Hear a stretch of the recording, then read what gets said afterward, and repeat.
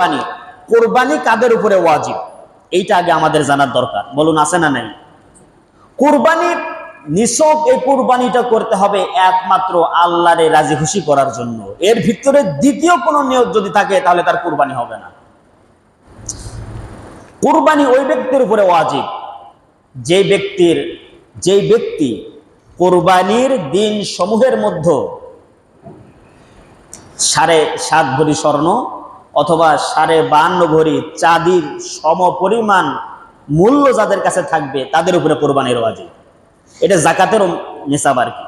জাকাতের জন্য শর্ত হচ্ছে হাওলান হাউল, 1 বছর অতিক্রম হতে হবে। আর কোরবানির জন্য 1 বছর শর্ত নয়।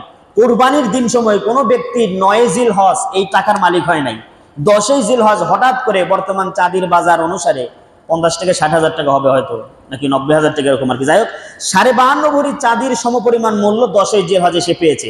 কোথাও থেকে সে পেয়েছে, চাকরিতে বেতন পেয়েছে অথবা কোনো একটা ব্যবসা বাণিজ্য এই পরিমাণ টাকা সে লাভ করেছে, তার কাছে এসেছে, তাহলে ওই দিনও তার উপরে কোরবানি ওয়াজিব হয়ে যাবে।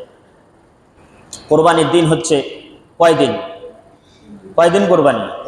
3 দিন। এই 3 দিনের ভিতরে যদি কেউ এই পরিমাণ নেশাবের মালিক হয় তাহলে তার উপরে কোরবানি ওয়াজিব। সামর্থ্যবান যারা তাদেরকে কোরবানি দিতে হবে। এখন অনেকে যদি মনে করেন যে আমি তো সারা বছর কোরবানির মাংস খাই, আমার পর্যাপ্ত হয়ে মাংস আছে, মাংস খাইতে চাইতে ভালো লাগে না, এই কোরবানি আর আমি আর দেবো না, নাউজুবিল্লাহ মিন জালিক। রাজশাহীতে আমি যখন থাকতাম তখন একজন ব্যক্তি, ভদ্রলোক, আমাকে বলছে, হুজুর কুরবানি দিয়ে কি করবো? কুরবানি ছাড়াই কোরবানির দিনে আমার প্রায় 1 মণ থেকে 1.5 মণ মাংস আছে আমার বাসায়। উনি টিচার পেশায়। তাহলে ওনার মাইন্ড সেট আপ দিয়েছে যে কোরবানিটা দিতে হয় মাংস খাওয়ার জন্য, ঠিক কিনা? মাংস খাওয়ার জন্য কোরবানি নয়, কোরবানিটা হচ্ছে আল্লাহ পাকের একটা বিধান, ইবাদত, শাআইরিল্লাহ, আল্লাহ পাকের নিদর্শন। কোরবানিটাকে নিছক কেউ মাংস খাওয়ার উদ্দেশ্য বানাবেন না, তাহলে তার কোরবানি মোটেই হবে না।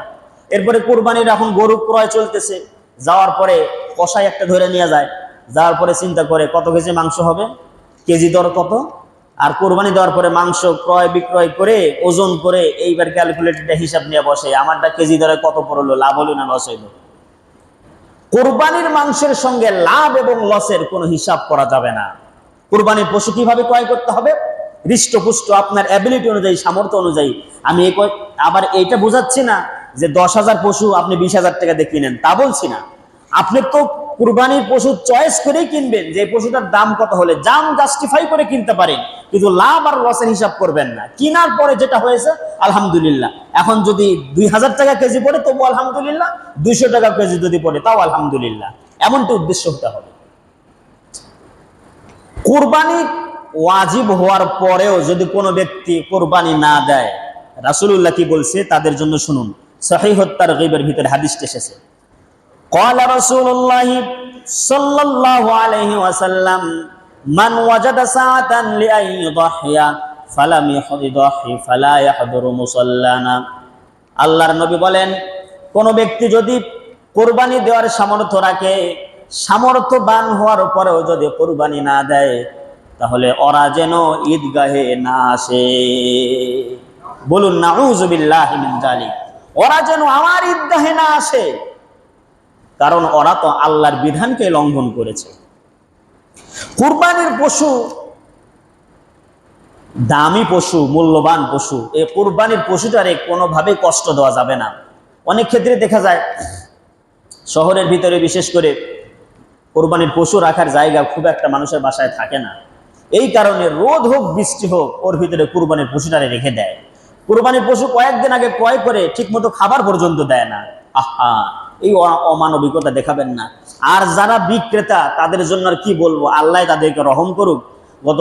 গত কয়েকদিন পূর্বে একটি ভিডিও দেখছিলাম, কোরবানির পশুর মুখের ভিতরে পাইপ সেট করে দিয়ে এরপরে বাইরে থেকে ওই যে কি বলে মিটার দিয়ে ওই পানি দিচ্ছে, ভিতরে পানি দিচ্ছে, মোটর সেট করে দিয়ে ভিতরে পানি দিচ্ছে কোরবানির পশু।